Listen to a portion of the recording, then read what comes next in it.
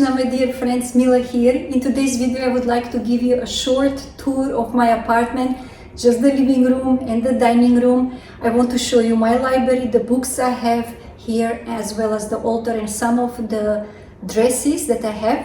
And later we will cook together dinner, some simple delicious dinner.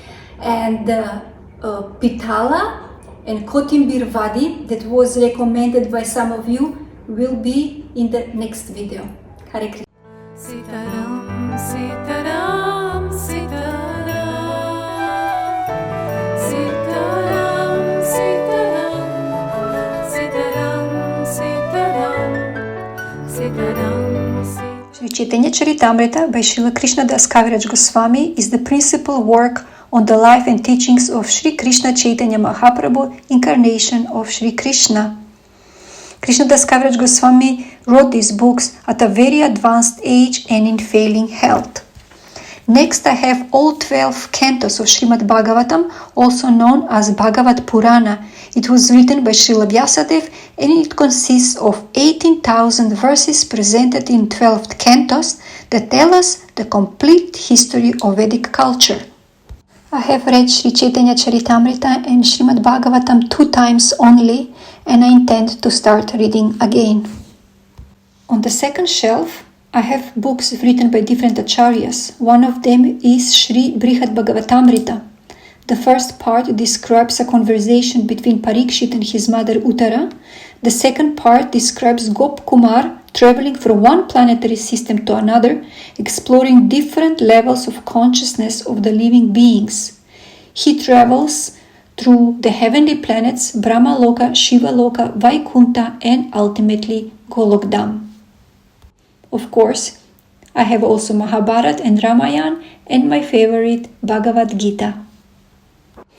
This is the Nectar of Devotion, or also known as Bhakti Rasamrita Sindhu, written in Sanskrit by Srila Rupa Goswami, and I was fortunate enough to study this book in great detail when I lived in Vrindavan. These 3 books here were written by Raja Shekhar Das Brahmachari. One of my first books, actually my first books that I bought when I first visited Vrindavan, some 20 years ago.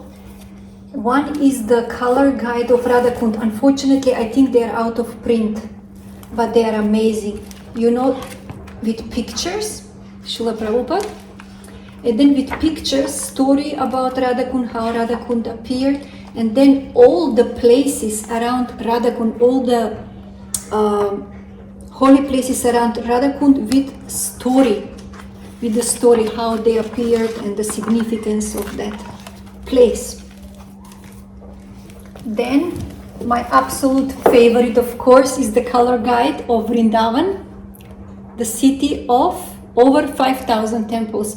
Why 5,000 temples? Because in Vrindavan every house is a temple, because in every house there is an altar and there is Thakurji. This is also amazing. I mean, I learned so much from this book. And this here are my books. This is my second book that I wrote, and this is the first book, the 3rd edition, 2nd edition, 1st edition. And actually, maybe I would like to use this opportunity maybe to read one poem. This second book, I think the sun knows, is dedicated to Shri Vrindavan Dham, and some of you also asked me to please read some poems from this book, so I think I will use this opportunity and read 1 or 2 poems. On the bottom shelf, I have books that are not spiritually related, but they are my books that I used to study a lot, because those who know me, then you know that I'm very much in love with poetry. So the first books are English dictionaries, and then comes Tagore and his poems. Then the Bronte. I don't know if some of you know about sisters Bronte. I was obsessed with them. Some years ago I was obsessed, and I bought this one, The Life of Bronte, which details their life. They lived in the 19th century. And this one also, the letters from Miss Gaskell, as well as some of their novels here. Then I have Shakespeare and some more poetry, the early 20th century poetry, 17th century poetry, the Victorian poets, and so on. And then, of course, Emily Dickinson. I was also very much obsessed with her poems and with her lifestyle. Okay, now let me read one poem from, I think the Sun Knows. This poem I wrote during COVID time, during lockdown, when I wasn't able to visit Vrindavan for nearly 2 years and the separation was increasing day by day. The winter in me refuses to leave. It has been a long winter, like an endless cold and sleepless night. Your sandy banks, your flowery smell, the colors of lakes and fields, and the sun waking from a pot of honey are all hidden now. Oh, how much I miss you, how much I long to hear the sound of the coil calling by my window. Oh, how much I want my head to spin from the sweet-smelling harsingar that dies when the first ray of the sun kisses the ground. A tear falls on the cold window pane with the wake of a new winter day. So in this poem I am mentioning the koel. This is very common bird in India and the sound is just out of this world, at least for me, for my ears. I love the sound of the koel. And then is the harsingar flower or the parijata flower. This is this white, very, very delicate white flower with yellow thing inside. And there are few stories about why the parijata flowers blooms only at night and dies in the night time. This is one of the version is that there was a princess called Parijata who fell in love with Surya, the sun god, and he agreed to marry her under one condition, that she will never turn her back on him. And she was extremely happy because she loved him so much. She said, of course I want. They married in autumn and they lived happily until summer.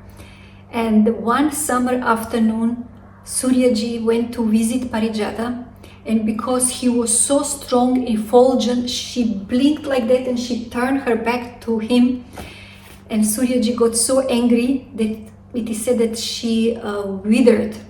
But then soon after, Surya understood and realized his mistake, that actually it was not right for him to get so angry. And he regretted, he realized how much he loves her. And with the help of the other gods, they revived her in the form of a tree. So from that day on, Suryaji went every night to visit Parijata. And their union, their love was so intense that it gave this beautiful, strong smell at night. But as soon as the first rays of the sun appear, she dies out of separation for him. So this is very, very beautiful and touchy story. Okay, now let's show you the other part of my apartment. This is my famous dining table. It is made of shisham wood. I think in English it is called Indian rosewood. This here is made of metal. And I bought it here in Switzerland some 15 years ago in one shop. It was imported from Rajasthan. The chairs are also shisham wood, but from another shop called Lotus in Switzerland that also imports Indian furniture. And then this little table here is actually a door from an Indian door, also from Rajasthan.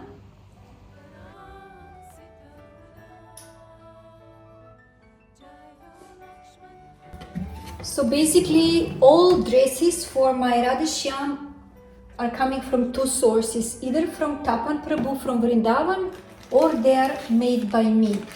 For example, this one was made by Tapan Prabhu and I like his delicate work. He's maybe a little bit on the expensive side, but I love this work.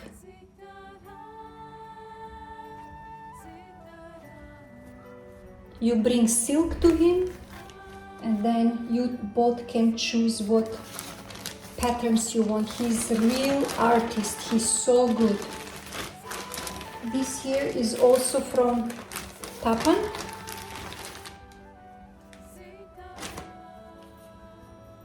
Look, Radharani skirt with the peacocks. Absolutely amazing. This is her veil. Very delicate and intricate and very, very fine. I love it. Okay, this one was made by me. Usually these dresses that I make, I buy the material also in Vrindavan. You can get it, this silk from Loy Bazaar, from shops like Gangotri or Ganga Prasad, or this one was made by me but is more for summer because it is thin. You can see this transparent veil for Radhika. And this is the skirt. I made it like in 2 layers with with silk lining. In the past I used to sew a lot. I used to sew for our deities in ISKCON temple. I used to sew for my Gurudev, Shishigornitai, for my Radhishyama Sundar. This one is also from Tapan Prabhu. Extreme fine work.